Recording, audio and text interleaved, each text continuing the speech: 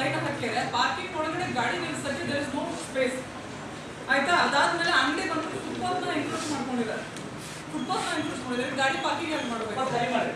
That is not my work, that is not my work. I am doing. ನಾನು ಇಲ್ಲಿ ತನಕ highest ಫೈನ್ಸ್ ಮಾಡಿಸಿದ್ರು, highest fine ಹಾಕಕ್ಕಷ್ಟೇ ನಮ್ಗೆ fine ಹಾಕಕ್ಕೆ ಅಧಿಕಾರ ಇದೆ. ಯಾರು ಬೀದಿ ವ್ಯಾಪಾರಿಗಳು ರಸ್ತೆಗೆ ಅಡೆತಡೆ ಮಾಡಿದ್ರೆ KP ಆಕ್ಟ್ ಹಾಕಕ್ಕಷ್ಟೇ ನಮ್ಗೆ ಅಧಿಕಾರ ಇದೆ.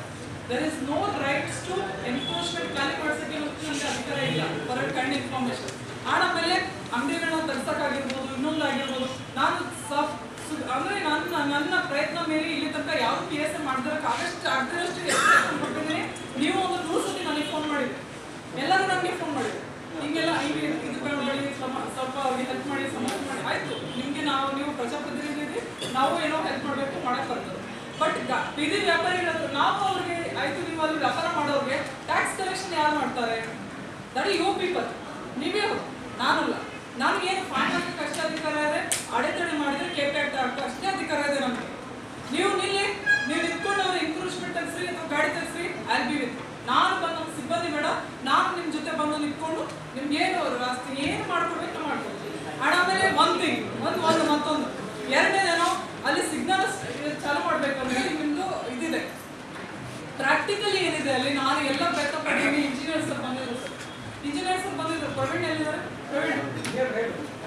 ಪ್ರವೀಣ್ ಇಂಜಿನಿಯರ್ಸ್ ಪ್ರವೀಣ ಕರ್ಕೊಂಡ್ ಬಂದ್ರೆ ನಾವು ಮಾತಾಡಿದ್ರೆ ಹೋಗಿ ಅಲ್ಲಿ ನಿಂತ್ಕೊಂಡು ಚಾಲು ಮಾಡಿಸಿದ್ದೀವಿ.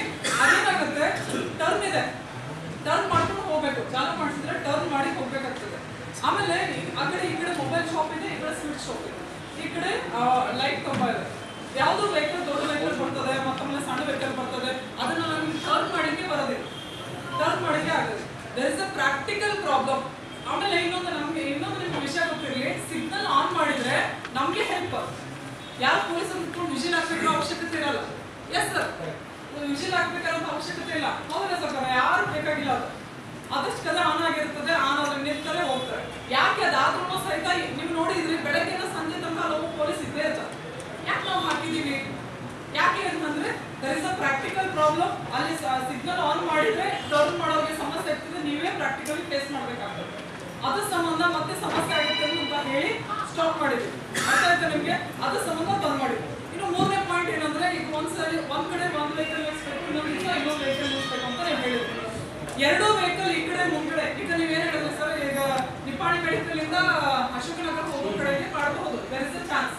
ಅದು ಬೇಕಾದ್ರೆ ನಾವು ಮಾಡ್ಕೊಡ್ತೀವಿ, ನೀವು ಬಂದು ನಿಲ್ಬೇಕು. CMC ಸಾಹೇಬರಾಗಿರ್ಬೋದು ಅಥವಾ CMC ಆಫೀಸರ್ಸ್ ಯಾರು ಇರ್ತಾರೆ ಬಂದು ನಿಲ್ಬೇಕು. ಅವಾಗಲೇ ನಾವು ಮಾಡ್ತೀವಿ, ಇಲ್ಲ ನಾವು ಮಾಡ್ಲಿಕ್ಕೆ ಹೋಗಲ್ಲ. ಬಿಕಾಸ್ ನನ್ನ ಅಧಿಕಾರ ಎಷ್ಟಿದೆ ಅಷ್ಟೇ ಮಾಡ್ಲಿಕ್ಕೆ ಸಾಧ್ಯ. ಎರಡನೇ ಪಾಯಿಂಟ್ ಏನಂತಂದ್ರೆ, ಈ ಕಡೆ ಹಿಂಗೆ ಇದು ಮೇನ್ ರೋಡ್ ಇದೆ, PP ರೋಡ್ ಇದೆ. PP ರೋಡ್ ಹೋಗೋದೊಂದು ರೋಡ್ ಇದೆ, ಬರೋದೊಂದು ರೋಡ್ ಇದೆ. ನಾವು ಆ ಕಡೆ ಒಂದ್ ದಿವಸಕ್ಕೆ, ಈ ಕಡೆ ಒಂದ್ ದಿವಸಕ್ಕೆ ಪಾರ್ಕಿಂಗ್ ಮಾಡಿದ್ರೆ ಅಂತ ತಿಳ್ಕೊಳ್ಳಿ. ನೀವು ಯೋಚನೆ ಮಾಡಿ, ಈ ಕಡೆ ಬರೋನು ಪಾರ್ಕಿಂಗ್ ಮಾಡ್ಬೇಕಂದ್ರೆ ಈ ಕಡೆ ಕ್ರಾಸ್ ಮಾಡಿ ಬರ್ಬೇಕು. Is it right or not? ಈ ಕಡೆ ಪಾರ್ಕಿಂಗ್ ಮಾಡಿ ಬರ್ಬೇಕು. ಈ ಕಡೆ ಇವತ್ತಿನ ದಿವಸ ಆ ಕಡೆ ಸೈಡ್ ಪಾರ್ಕಿಂಗ್ ಇರ್ತದೆ, ಅವ್ನು ಆ ಕಡೆ ಬರ್ತಿರ್ತಾನೆ. ಪಾರ್ಕಿಂಗ್ ಮಾಡ್ಬೇಕಂತಂದ್ರೆ ಇಲ್ಲಿ ಬಂದು ನಿಲ್ಬೇಕು. ಪ್ರಾಕ್ಟಿಕಲ್ ಪ್ರಾಬ್ಲಮ್ ಇದೆ ಇಲ್ಲ. ಅದ್ರ ಸಂಬಂಧ ನಾವೆಲ್ಲ ರೀತಿ ಯೋಚನೆ ಮಾಡಿ, ನಾವು ಬಹಳ ತಿಳುವಳಿಕೆಯಿಂದ ಯೋಚನೆ ಮಾಡಿ ಐ ವಾಸ್ ಸ್ಟಾಪ್ಡ್ ದಟ್. ಆಯ್ತು, ನಾವು ಫೈನ್ ಹಾಕಕ್ಕೆ ಚಾಲು ಮಾಡಿ ಫೈನ್ ಹಾಕ್ಸಕ್ಕೆ ಚಾಲು ಮಾಡಿದ್ವಿ. ಎಲ್ಲ ಹಾಕಿ ನಾನು ಸಾಕಾಗಿಬಿಟ್ಟಿದ್ದೆ. ನೀವು ನನ್ನ ಎಷ್ಟು ಸತಿ ನೋಡಿದ್ರೆ ರೋಡಲ್ಲಿ ನಾನೇ ನಿಂತು ಕೂತು ಫೈನ್ ಹಾಕ್ತೀನಿ. ಯಾರು ಬೇರೆಯವ್ರಿಗೆ ಹೇಳೋದು? ನಾನೇ ಕೇಳಿಸಿ ಹೋಗಿ ನಿಂತು ಫೈನ್ ಹಾಕ್ತೇನೆ. ಮತ್ತೆ ಯಾರಿಗೆ ಫೈನ್ ಹಾಕಿದ್ದೀನಿ ಎಲ್ಲರಿಗೂ ರಿಸಿಪ್ಟ್ ಕೊಟ್ಟಿದ್ದೀನಿ. ಸೊ ನಿಮ್ಗೆ ಇದೆಲ್ಲ ಕ್ಲಾರಿಟಿ ಇರಲಿ ಅಂತ ಹೇಳಿದ್ರೆ ಯಾರೊಬ್ಬರು ಕಳ್ಸೋದು ಬೇಡ, ನಾನೇ ಬಂದಿದ್ದೀನಿ. ಸಭೆ ವಿಷಯ ನಮಗೆ ಗೊತ್ತಿರಲಿಲ್ಲ, ಈಗ ಗೊತ್ತಾಯ್ತು.